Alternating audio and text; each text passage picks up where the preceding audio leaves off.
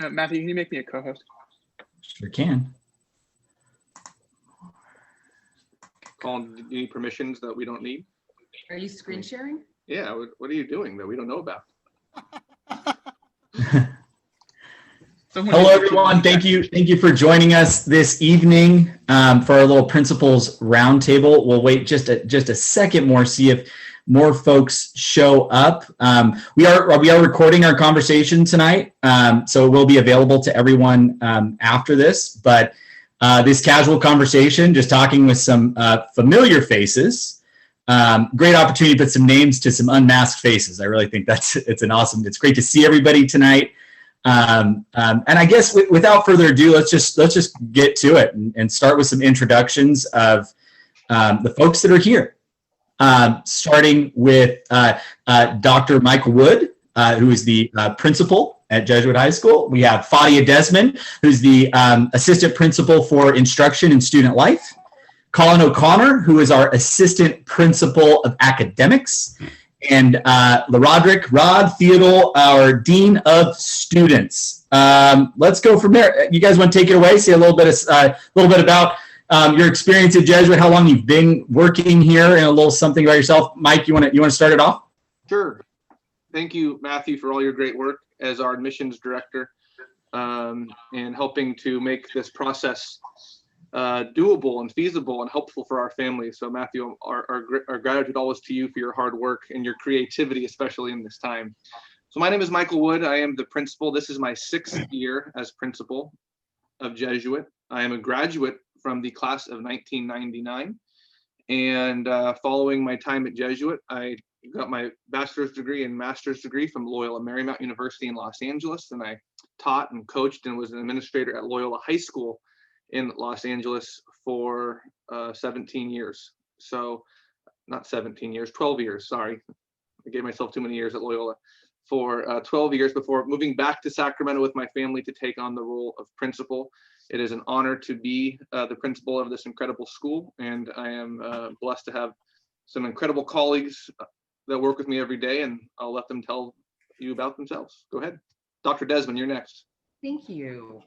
I'm Fadia Desmond. It's my 3rd year here at Jesuit, and Dr. Wood prides himself on his ability to hire really great people. So I don't take that as a description of me, but I do see that in the work you do. But I also have gratitude for you, Mike, for bringing me on to Jesuit 2.5 years ago. I am, as Matthew said, assistant principal of instruction and student life. I work with a very talented team of directors who oversee departments that are really the fabric of our students' lives outside of academics. Those departments are campus ministry, our Office of Service and Justice, athletics, student activities, and I also work closely with our visual and performing arts department. And I do a great deal of work with our teachers around supporting them in the classroom, and also supporting them when they're not in the classroom, but preparing them for professional development opportunities. Yeah, I'll end with that. It's just a basic overview of my roles here at Jesuit High School. Perfect. Colin, you want to go next? Sure. So my name is Colin O'Connor. I'm the assistant principal for academics. I am, like Dr. Wood, I'm a graduate of Jesuit High School from the class of 2004. And this is my 1st year in this role, in the assistant principal's role of the academics office. Prior to this, I was English department chair and director of curriculum development and a teacher in the English department for about 10 years. I think this is my 12th year. I honestly I can't remember right now. But I was hired in 2009, so someone do the math on that. So my role now in the academics office is I work with Margie Wagner, support the counseling department, and then support the teachers who put on our wonderful academic program for our students.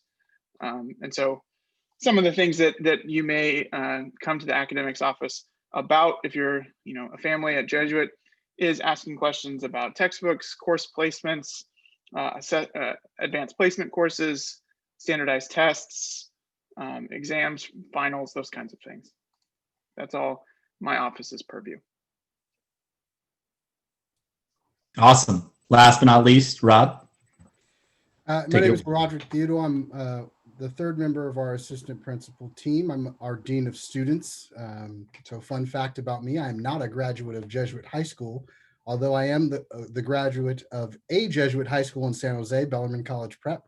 And so one of the things that you get when you come to Jesuit High School in Sacramento is you get to be a part of a larger network of Jesuit schools in our state, in our province, throughout the country and the world, and that all share a common mission and a common goal. So this is my third year actually at Jesuit High School in the role of the Dean of Students. So my office day-to-day deals a lot with our students, everything from the safety of our students and faculty and staff to attendance, to student discipline, any number of interactions with our students on a day-to-day basis, which has been challenging this year, but has had its own set of blessings as well. So certainly looking forward to meeting our next set of students coming in next year, and glad to be here to talk a little bit about our experience.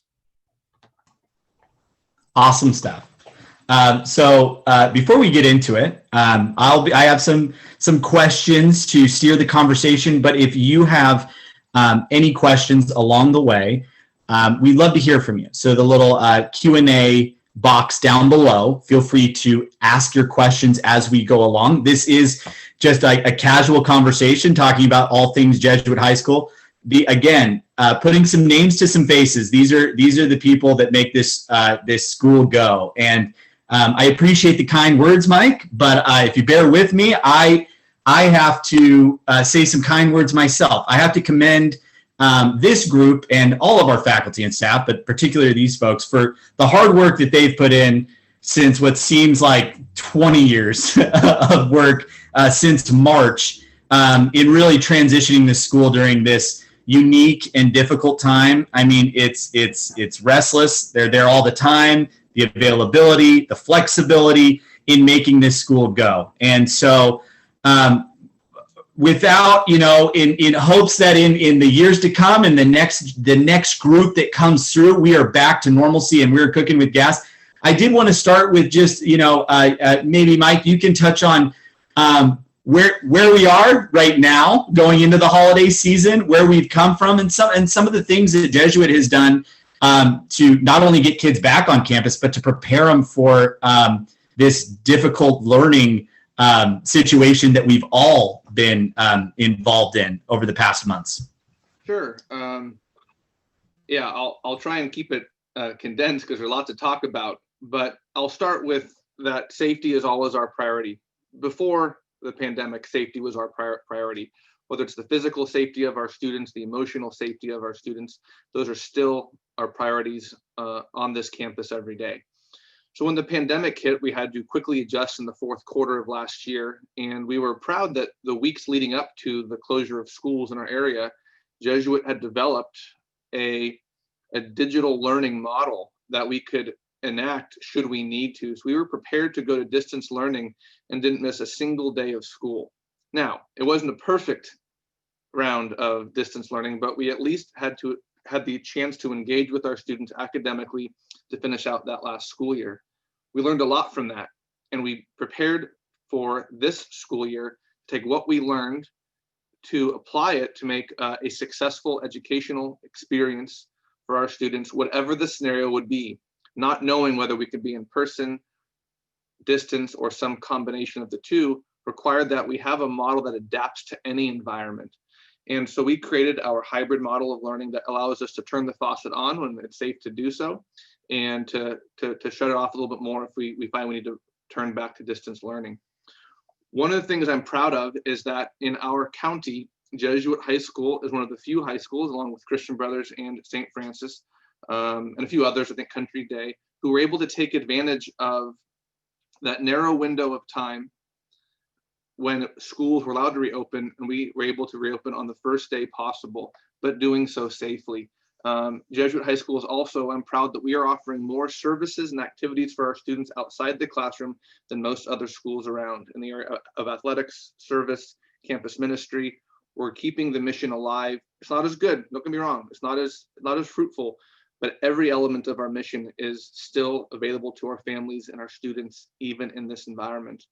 And the last thing I would say is we have created a program of screening. We're one of the few, maybe the only school in the nation that has a universal weekly COVID screening program that allows our school to stay in session even when COVID rates spike, as they are right now.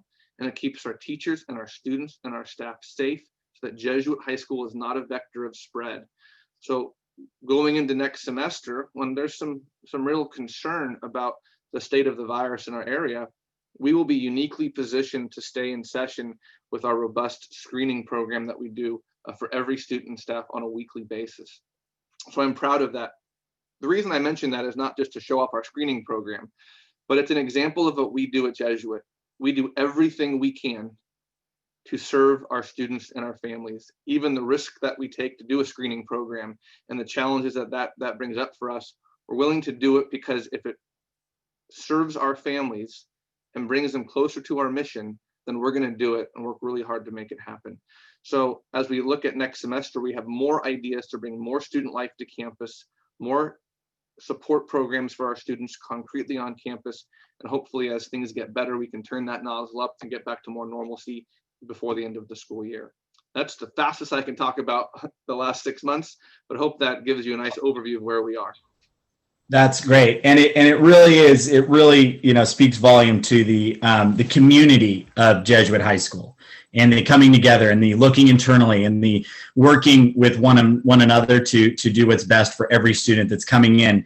And without, we all know, what the world's like right now, but without harping on anymore, I just want to ask one more question to each of you shortly. What do you miss the most? What do you miss the most on campus? What are you so excited to get back and have back when we're back at it? Fadia.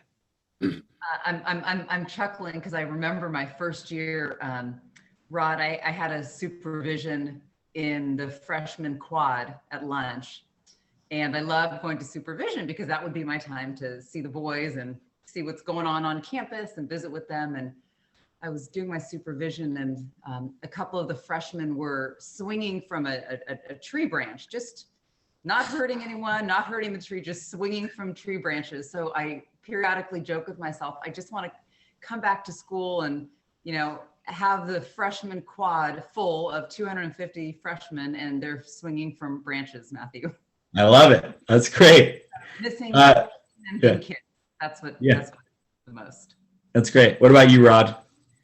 I'll say similarly, it's the unplanned interactions with our students. When you walk into, you're walking through the quad and you walk into the middle of a conversation about this fantasy football battle that they had this past week, or the play that they went to, and hearing their excitement about the activities that are happening in their life, it's really life-giving. And we've got a little bit of that back going into a hybrid, and I'm certainly excited to, like Mike said, turning that faucet up even more and getting more of that unplanned interaction with our students. It's just really organic and gives us an opportunity to kind of meet them where they're at and stay hip a little bit and learn a little bit from them, and just enjoy their presence. Absolutely. Colin? I feel like I'm mentioning this a lot in conversations these days. So I miss the physical club meetings for the clubs that I'm a moderator for. So prime example is the chess club. We meet online now, and we have tournaments every week online, and it's great fun on Zoom. But I miss the tactile experience of moving the pieces across the board and hearing the kids hitting the clocks. Just those little signs of joy in a kind of shared interest. And there are so many clubs like that meet on our campus in physical space that are meeting in a digital space, but I'm excited to have the club life return to campus as well in the classroom spaces. Awesome. Mike? Yeah, I'll use a little bit of a different example. One of the things I love about our school is our students, for sure, But one of the things that students benefit from is a faculty who love and care for them, and really want them to succeed. And our faculty and staff love each other. It really is a community here. It's more than just a school, as Father McGarry reminds us of a great deal. I miss the collegiality of our faculty in every single day. I miss that, because when you see that, what Rod said about what happens in the unstructured time, I think some of the most beautiful moments on our campus, and it was for me as a student as well, was what happened after class with my teacher. And whether it was a casual conversation, a catch up, some help, that was actually the moment that differentiated my experience of Jesuit high school from, other academic experiences. The time before or after class with the human being that was my teacher, who cared for me and wasn't just trying to get me out of the way or out the door. So I miss that, and I miss our teachers being best friends with each other, going to each other's birthday parties and kids' baptisms. I miss those experiences a great deal. Absolutely, and I'll answer as well. It's if I could write a poem about it, like springtime at Jesuit. Our students do so much, and when spring activities are going and they're in full force, and all the sports teams are going, the clubs are going, the marching band is going, it's just full of life. I mean, it puts a smile on your face to walk around campus at 4 o'clock and just see all of the students and activities from all over the region, descending on 1200 Jacob Lane and being a part of what Jesuit has to offer. So my fingers are crossed for the spring coming up, but I miss that. I'm excited to get it back. And so moving forward, I guess we have a lot of families, and we're talking to prospective families that are considering a high school. And Jesuit's unique in so many ways, but I wanted to pose that question: why choose Jesuit high school? Why, being an alumni, Colin, Mike, the experience that drew you back to Jesuit high school? Why Jesuit high school? Why come down one of the hills or up from Davis? I know we both came from Davis. Or is why Jesuit high school? Mike? I have to go first. So I think your question, what drew me back, might be the way I'd go into it. It was a formational experience for me. I came in as a scared kid, pretty insecure, and I'm the middle of 3 brothers who went through here. So it wasn't like I came, all by myself and lonely, but I was a kid who needed direction, needed something to give, purpose and meaning and just a place in the world. And I felt when I left Jesuit high school, I felt good about myself. I felt like I was a healthy human being, that I knew what I liked and didn't like. I had good relationships and knew what it meant to be in good relationships, and what it meant to be in bad relationships. And that's a one way of saying it prepared me for life, because everything that came after that was, I know how to take this step in the direction of what I want, and I know what bad looks like.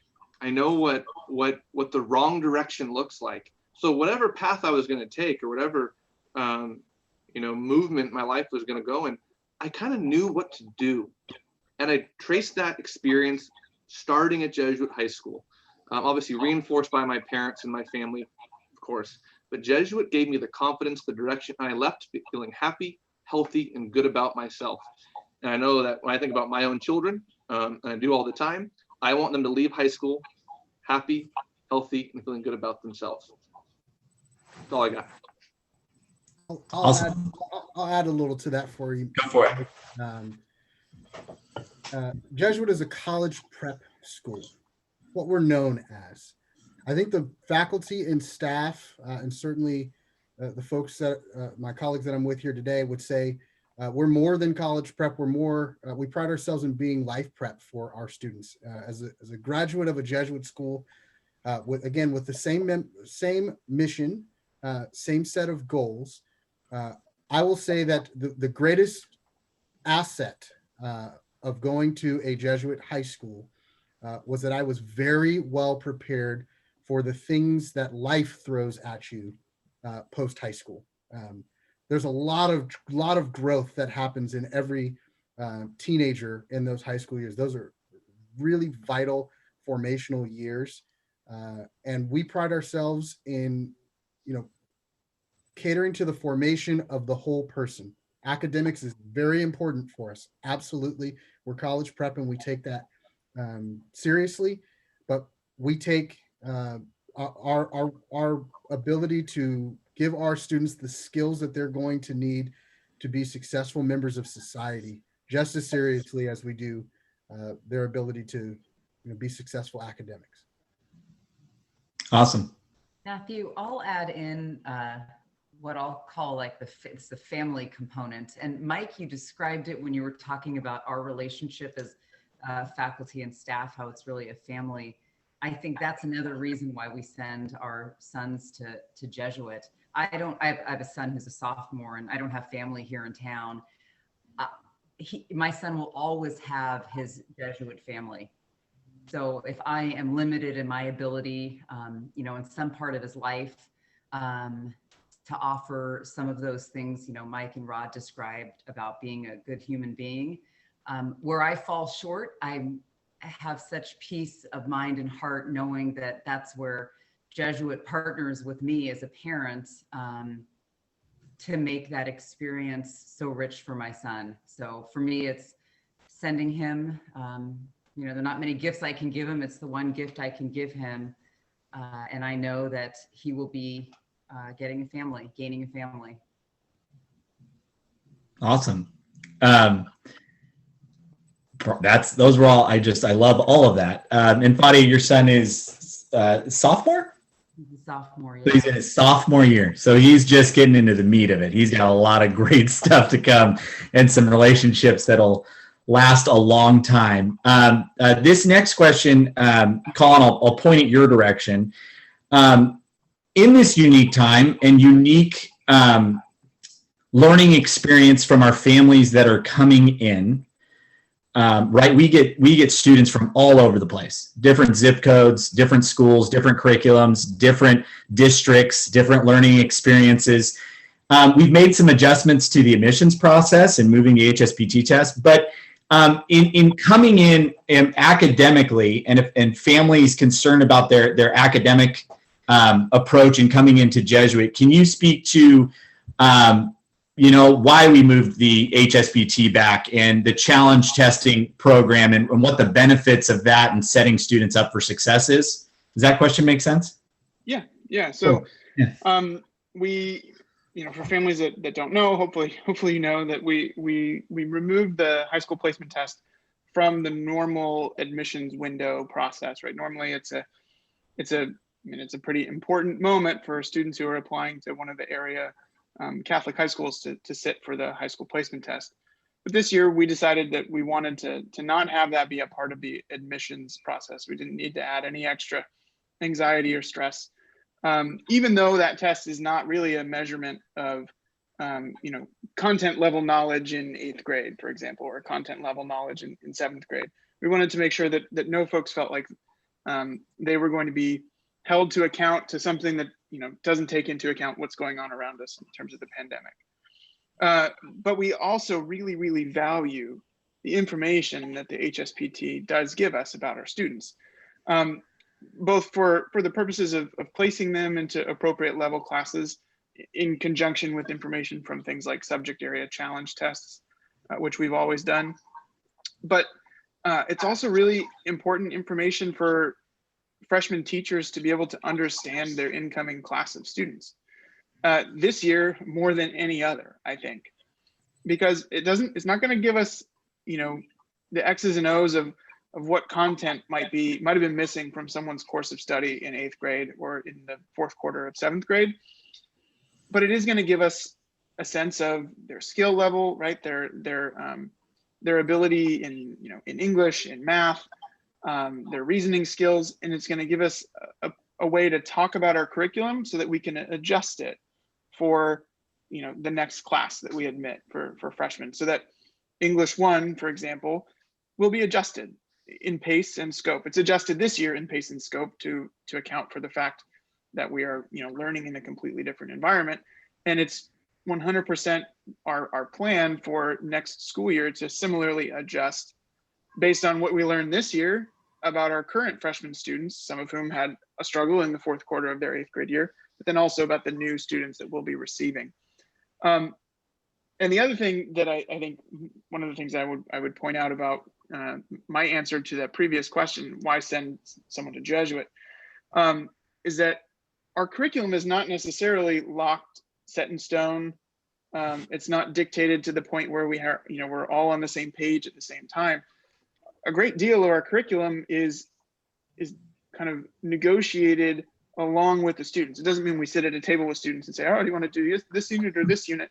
But it just means our teachers respond to the human beings that they have in their classes. And I think that's one of the things that I'm the most proud of as a school that we've done since COVID-19 has affected our instructional program, is that the faculty have been able to respond to the needs of the students in overall their pace. And again, like you pointed out, that's our design of moving the HSPT outside the admissions process so that we can use that information that's highly valuable as a means of placing students into classes once they're admitted to the school, but then also preparing those classes to meet them where they are day one of their freshman year. Colin, can you clarify two things, and it'll respond to this question that's in the chat, Sure. or in the Q&A. It's a perfect segue question to talk about that we are giving the HSPT and the challenge test, and then you can answer that question at the same time. Sure. So we are still using the high school placement test. So when students are accepted and they register for the school for the freshman class, then we will host an HSPT administration on our campus. Because the HSPT doesn't have the same kinds of test administration rules as something like the SAT or the ACT, we can control when we administer that particular test. And so we're going to use it just internally as a part of our placement process. And so, and then after that, we will have our online challenge testing. So the HSPT will be done on campus sometime in March 15th, I believe. Matthew, is the roughly the date? That sounds right. And then, in the following weeks, we'll do what we did in the fourth quarter of last year for our current freshman class, which was any student who wanted to challenge into a higher placement in math, in world language, in English, or in science, was able to take an online test that was then reviewed by the department chairs and helped inform placements into our accelerated classes. So to answer the parent who asked the question in the chat about ensuring my son gets placed in the right math course or desired course without the placement test, we'll still get transcript information, what level of math was he in 8th grade, and then the math challenge tests tell us an awful lot about whether or not a student is able to pass out of algebra, for example, into geometry. Awesome. And right, all under with the intent of setting your son up for success. I think, proper placement and coming in as a freshman, getting your foundation, meeting new friends and everything that's going there, and making sure that they're not overwhelmed and they're properly placed and they're going to be successful in the classes that they are. But like you said, the not set in stone and not tracked in a certain system is that we want all of our students to excel at those levels that in classes that they are excelling in and learning about in high school. Such a transformation happens throughout high school, starting as a young 13-year-old and then to an 18-year-old. We just we want them to be a grad and a man for others at the end of the road, and we're here to support them along the way. Great stuff. On that for a second? Yeah.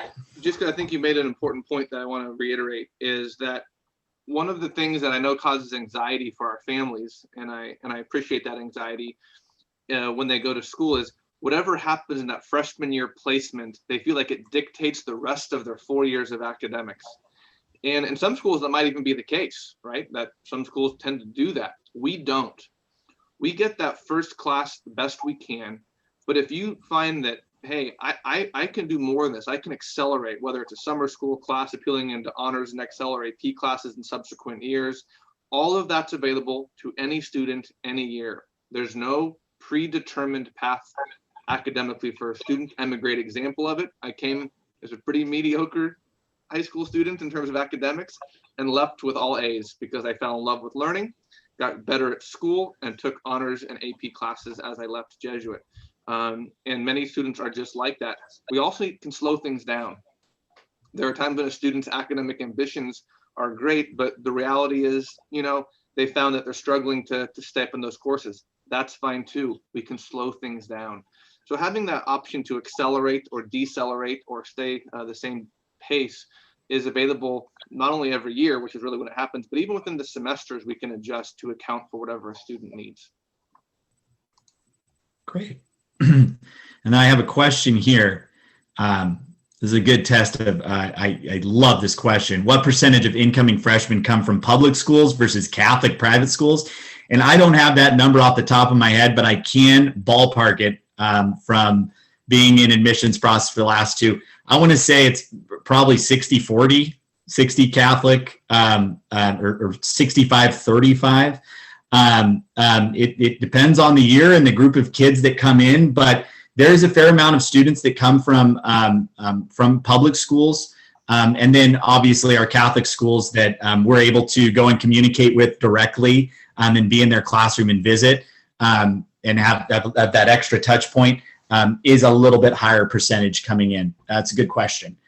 I'd also say that, you know, on the admissions topic, we moved the HSBT back, but there's also these fun video interviews that are coming in, and there's 2 sample video interviews out there that Principal Wood and I did, and he's getting more views than me. So if you want to see a really good sample video of the video interviews, which was really excited about, I'd tell any family that's doing that, have fun with it. We just want to get to know your son and know his personality and why he wants to be at Jesuit and the things that he's involved in. So just on that, I maybe get my views up a little bit as we go. Only one take. I only use one take. One take. Unbelievable. Okay, so again, if you guys have questions, please feel free to drop them in the Q&A and we'll answer them as we go. But moving on, the next question, Fadia, I'm going to throw it your way. We had a great an info session, this being our 6th info session, and I will be, these are all available, all of our info sessions are available in the portal that you access this info session for, but I will send out all of them before we go to the holiday break. But we have one with St. Francis and Jesuit. And having worked at St. Francis and Jesuit and being a female member of our staff at Jesuit, we talked about the single gender experience at Jesuit High School, and St. Francis having the same thing at St. Francis. What has your experience been on campus, being here for 2 years, being in the classroom, hanging out with the guys in this single gender bunch of guys in your classroom environment? Can you speak to that? Yeah, Matthew, it's actually like a very similar observation between the 2 schools. There's such a level of comfort that students experience at Jesuit when they really just get to be themselves without worrying about the opposite gender there. I think it does, kind of bring a time to reflect on oneself and, kind of figure out your identity and spend time on yourself rather than worrying so much about how someone else is viewing you. Taking out that distraction, and not completely. I mean, we're not removing girls from the equation entirely, because there are many activities between the 2 schools where the students are overlapping, and I can share some of those in a minute. But I've just loved seeing how our boys just get to be themselves and not worry about having, girls, distracting them or, some of the similar worries girls have about being judged by the opposite gender. It's just not part of the equation.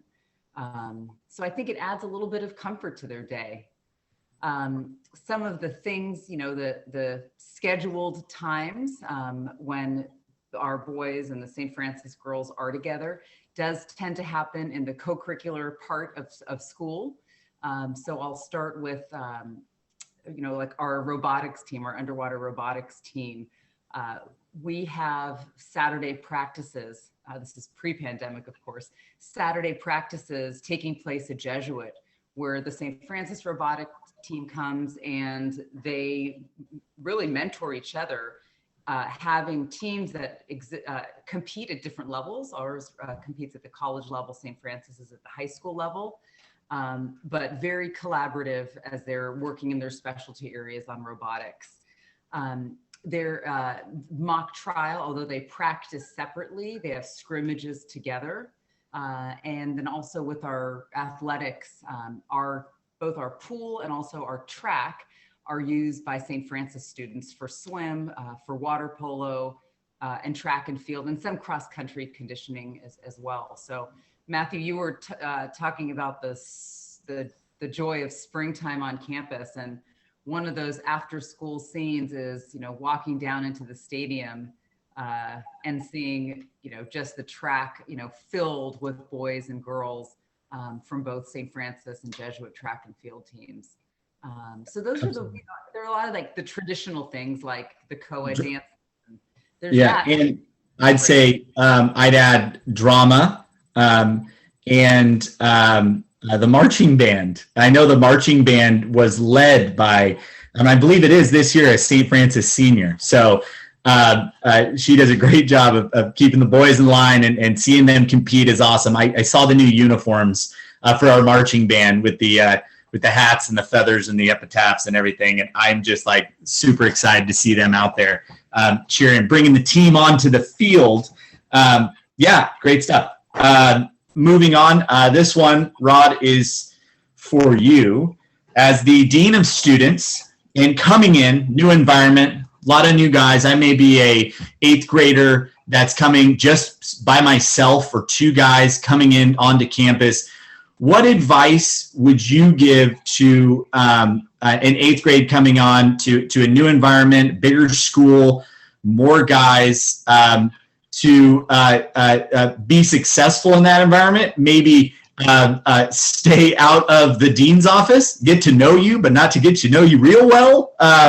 What advice would you give to students that are coming on campus in their comfort, in dealing with relationships at the freshman level? But just, what advice would you give to an 8th grader coming on to be successful as a freshman? Sure. I would say be yourself. Don't try to force yourself into some made up image of what you think it means to be a high school student. One of the greatest things about Jesuit, I think, is how supportive of each other our boys are, regardless of what the activity is. And I think that's a product of having a student body that's not afraid to push themselves and explore their interests, but really authentically be themselves. We've had our starting quarterback be the lead in the play. That's not abnormal for us. That's what he wanted to do. That's who he was. And that was celebrated. It wasn't looked at as a weakness as an athlete to be a part of the drama program, or vice versa. You see just as many athletes supporting their peers at the play as you see, drama folks at the football game supporting the athletes. So there's a place for you at Jesuit High School, no matter what it is that you want to do. And so being comfortable in your own skin and exploring your interest, while also pushing yourself to try some new things that you're genuinely interested in, really helps you to find your niche, find other folks that have similar interests, and develop relationships that are really going to be lifelong relationships. I always tell the story about how, when I got married, we had 10 groomsmen, and 7 of the 10 were guys that I went to high school with. We went all over the country for college, but in those important moments in life where you're making those major decisions, like who's going to be in your wedding, the foundation was built because I was placed in an environment where I was comfortable being myself, and I was really able to develop meaningful, long-lasting relationships with people. So being yourself is absolutely important. And then the other thing I would say is know that you're not alone. Whatever it is that you're experiencing, high school is filled with challenges. Every high school student in America has one or more challenges that is really tough. Know that there's someone else that's going through it with you, and that's again where being a part of a brotherhood and being at a place where it's okay to ask for help. It is we say often it's actually a sign of strength to ask for help.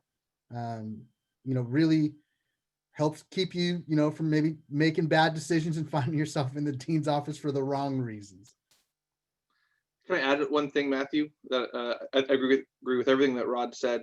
I'd add patience, right? I think some folks go through the open house process, the admissions process, and they think they walk on campus on day one and, all that is Jesuit will unfold before them, by the end of the first school day. It doesn't really work that way, right? It's an investment. It takes time. Relationships take time. Learning how to navigate high school takes time. It might even take more than a year. That's normal. That's healthy. That's good. Be patient. We see a lot of guys get real frustrated early because it didn't work out as they thought. And it's okay. It ends up happening, but sometimes it happens faster than others depending on the student. And one thing that Rod and Fadia mentioned I really like is who our students choose to be their on-campus celebrities is amazing. Like if you're in the robotics team, you're like, they go, oh, he's on the robotics team, Like that guy, Donovan Jaspers. I mean, if you ask our guys about Donovan Jasper, that guy's the most amazing singer. He's so good. Like that's how they identify with their students on campus. Sometimes it's an athlete, but a lot of the time it's nothing to do with that. So our celebrities on campus are really good at lots of different things, and our guys have no problem. In fact, they love that that's their classmate. I went to school with that guy, and it's really neat to see them encourage each other.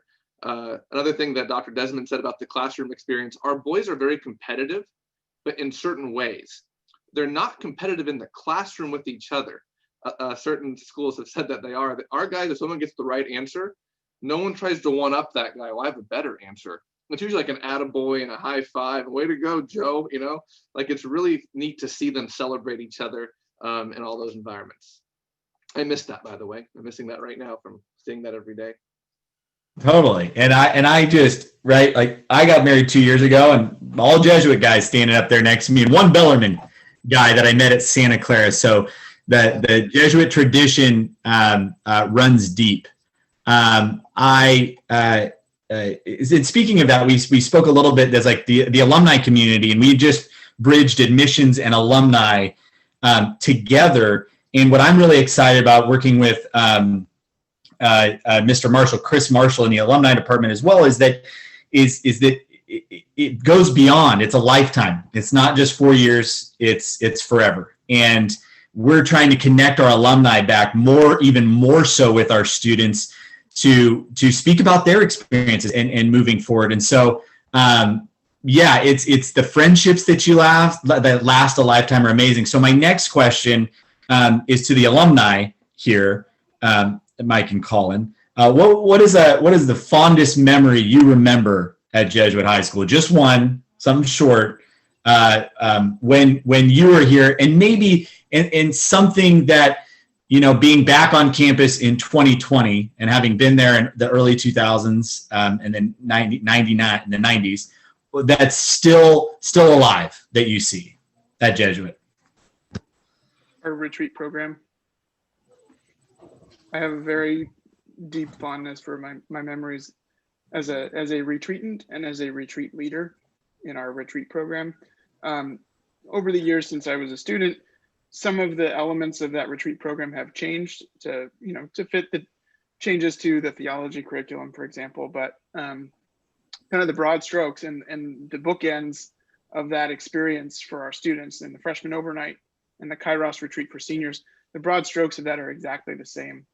And we continue to hear every year from senior exit interviews that their experience in campus ministry through the retreat program, especially culminating in their Kairos retreat, are just I don't know, it provides this moment for synthesis and clarity for a 17 or 18-year-old that I don't think you can get anywhere else. Totally agree. Real quick, if you come into my office, it's been 22 years since I went on Kairos, and that cross is sitting right above my desk right now. One of my most prized possessions. The story I want to tell is when I scored a goal in CF playoffs against Christian Brothers to win the game. That was a pretty fun story and a memory of mine. You just told it, Mike. You just told did it. I just say that one? That's it. I was going to go through It's the a great actual rhetorical play device. where I shot it from. I don't want to talk about this thing. No, I would say I'll repeat my retreat experience was important. One of the things that I think was really formational for me was when Jesuit made me very uncomfortable, and they did that by requiring my participation in the service program, and they wanted me to be uncomfortable, and we want our students to be uncomfortable as they encounter a world that's foreign to them, and that world that they're encountering might be different. Mine happened to be at a school close by where I was working with physically disabled students who are trying to mainstream into traditional school. And my kid was named Stefan. I remember his name, I remember the color of his wheelchair. I remember every day I spent with him for an entire semester during period 3, where we go off campus and serve that community with my classmate Ben. And Stefan became my friend. And day 1, I had a really hard time. Like, do I say the wrong thing? Am I going to break him? What happens? How do I do this? I was so uncomfortable. And by the end, I was like in charge of the class because I forgot that he was a student with disabilities. And I learned that he was this person who brought great joy to the world. And it was one kid, that's all it was.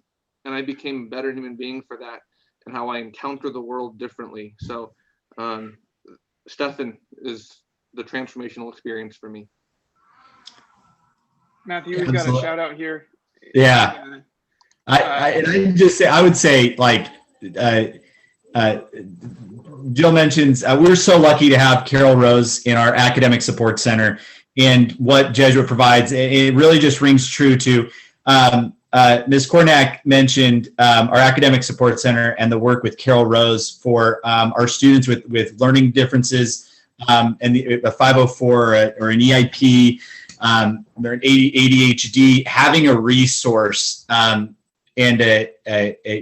for a flex period, a resource, somebody that will help them get to that finish line like any other student here, to guide them, to learn those study skills and habits, and to make sure that we're supporting every student. I say over and over, it's like the only way you can fail at Jesuit outside of a behavioral issue is not asking for the support you need when you need it, and going, and whether it's teachers, your counselor, anyone here, any adult that you see on the campus, Mrs. Rose, the tutoring, it's just like we're here. We want every single one of our students to be successful. We want them to go out into the world and set the world on fire, if you will.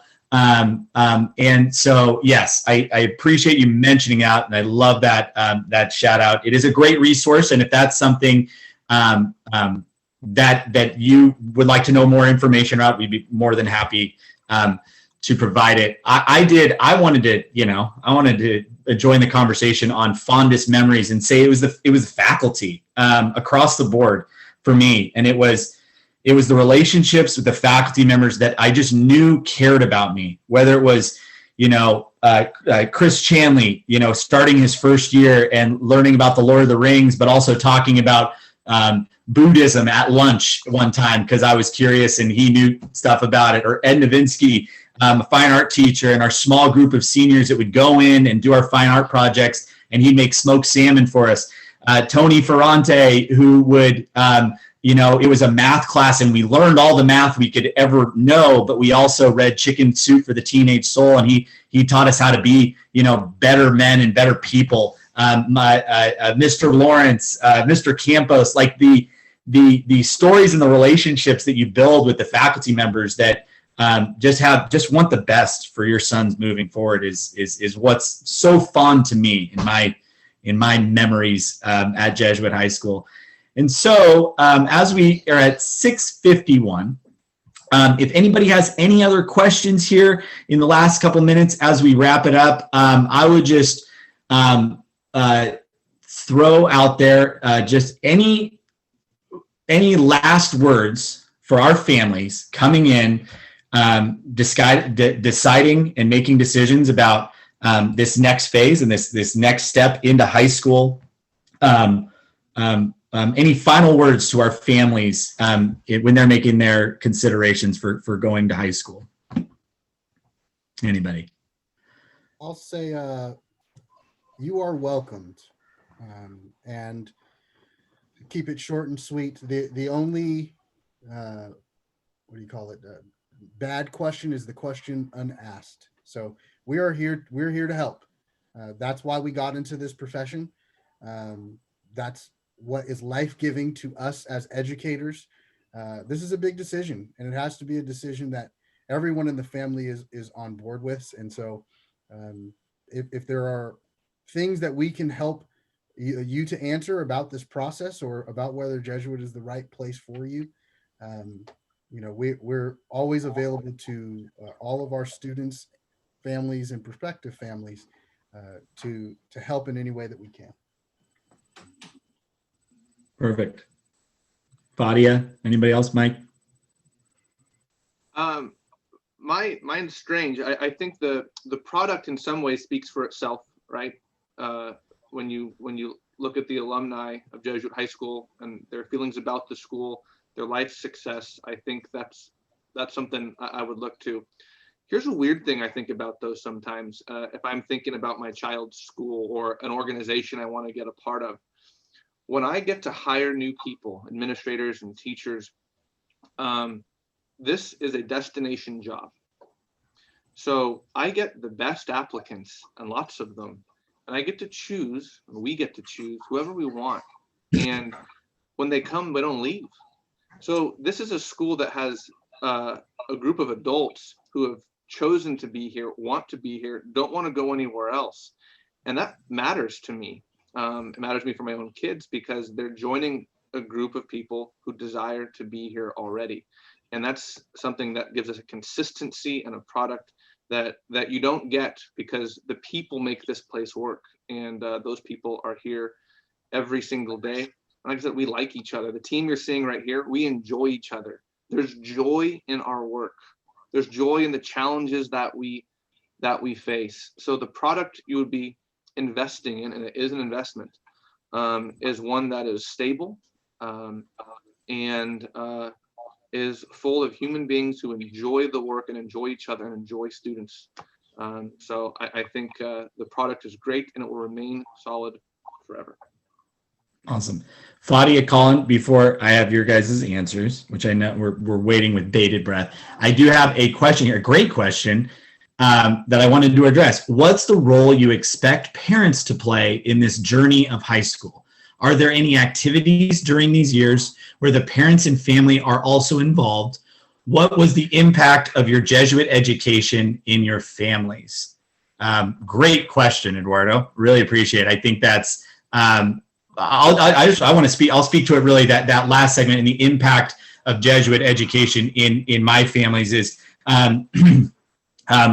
I have a 5-month-old. My wife just kind of poked in with my 5, and I'm excited for his Jesuit journey in 13 years. But my wife is a Truby from St. Francis, and because she shared interest there, and it really it just reinforced they were involved, that my family was involved. My family did come to the games, and the relationships that my parents had with other parents and the community that they built amongst themselves and could kind of guide all of us together that we may not have seen, but now as a parent, I'm kind of looking inward on it. But we just felt like in the high times and in the low times, we celebrated together as a community and we came together as a community. And I could feel that as a student. Now I can see it as an outsider looking in, that I had a lot of cousins and a brother that went to Jesuit,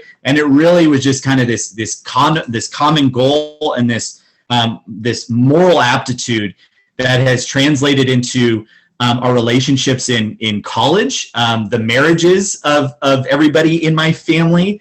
It really just kind of carries through everything. So what a great question. Does anybody else want to speak to that and a parent's role when they're on campus and involved? I would say be careful, because Fadia's going to make you do things. So he recruits more parents, help us coach and all the co-curricular activities. So just be careful if you volunteer your services, but we're going to say yes.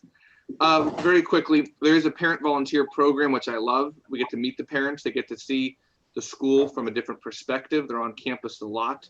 And so there's that piece, obviously participation in our co-curricular activities, theater, just being a guest on campus. And there's role in the freshman overnight retreat. There's you're invited to our liturgies. You have access to lots of transparent student information. There's back to school nights and parent teacher conferences. There's lots that we don't have time to go through, but parents are a critical role in the process. And we actually need the parents to be very involved here for the school to actually be successful. So that's a very quick, I know we're running short of time, snapshot of the parent piece. And I think the impact of my families is my parents are proud of me. And I like that feeling. Yeah, I think the simple message is that we hope parents partner with us from the time that their sons are freshmen through the time that they're seniors. And from an academic perspective, that partnership looks like partnering to build students who can advocate for themselves, for the things that they're interested in, the things that they want to pursue, and then also advocate for themselves to get help and support if they need help and support, either with health and wellness or with academic issues.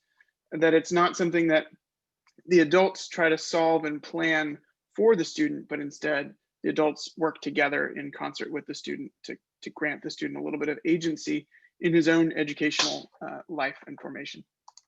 And thank you, Jill. Loyola Guild and Boosters are excellent parent organizations.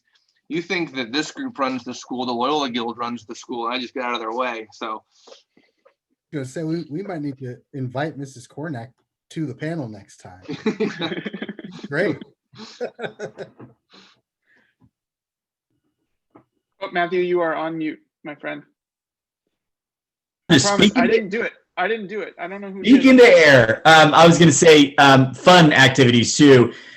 Crab feed, pace auction, games, just celebrating everything that we do. You know, I just bought stuff at the Marauder Cove today, and the Loyola Guild volunteers were there. It was great just to talk to them, and the involvement is so great and towards the success of our school and the success of your sons and our students. I think the involvement, it goes a long way. And so if we want to get, as we're wrapping up, 1 minute left, Fadia, Colin, any advice to an 8th grader coming in? Yes, and it has nothing to do with Jesuit. Read books. I don't care what books. If you are an 8th grade boy or an 8th grade girl, it doesn't matter. Whoever you are, read things that get you excited about reading, because it's a habit of mind that is really, really hard to establish in high school if you haven't built that foundation. But I having come from the English department and been the chair of the English department, there's a sizable difference between students who have a solid foundation as readers, even if it's graphic novels, science fiction, fantasy, the most niche, bizarre thing that no one else you think has ever read. It doesn't matter. If you have a habit of reading, you're gonna do just fine in high school. And that reminds me of, I was saying the faculty, Miss Cerati, Matthew, this is freshman year, Matthew, you don't read a lot, right? And I'm like, nah. She goes, read Ender's Game. I read Ender's Game. I've been reading ever since. It was the best advice I'd ever received. And I just absolutely love it. That's another fond memory of Jesuit. Fadia, any last words? Just a message for the sons of our parents on this call. Just remind them, you know, if you do make the decision to come to Jesuit, just remind them to just move out of their comfort zone and know that They're nervous. The freshman next to them is just as nervous, and not to have any fear in that and just embrace it. And we're here to take care of them. Well, look at that. 7:01, right on time. I got a little guy. He's hungry, and I gotta go say hi to him. But I just want to say thank you to everybody here, everybody that joined us. Again, I will have this recording available, and if you'd like to send that to anybody else that maybe didn't get to join us tonight, I really appreciate your time and all the great work that everybody on this call has done. And I look forward to meeting and seeing some great video interviews from families moving forward. Our deadline for admissions and all materials and applications is January 22nd. The holiday season is upon us. It's a great time to sit down and consider those things and put, I would say, pen to paper, put, keystroke to website on school admin. And if you have any questions about anything in the meantime, the admissions team is here to support you along the journey, as well as everybody here. I know we're all excited to see some new faces and a new great class coming in. So thank you, everybody. Always a pleasant conversation. I really appreciate it. And here's to a Friday tomorrow. Thank you for being here, everybody. Have a good evening. Thanks, everyone. Thank you. Thanks for Keep hosting watching my us, videos Matthew. so I beat Matthew. Oh, no. Bye, everyone.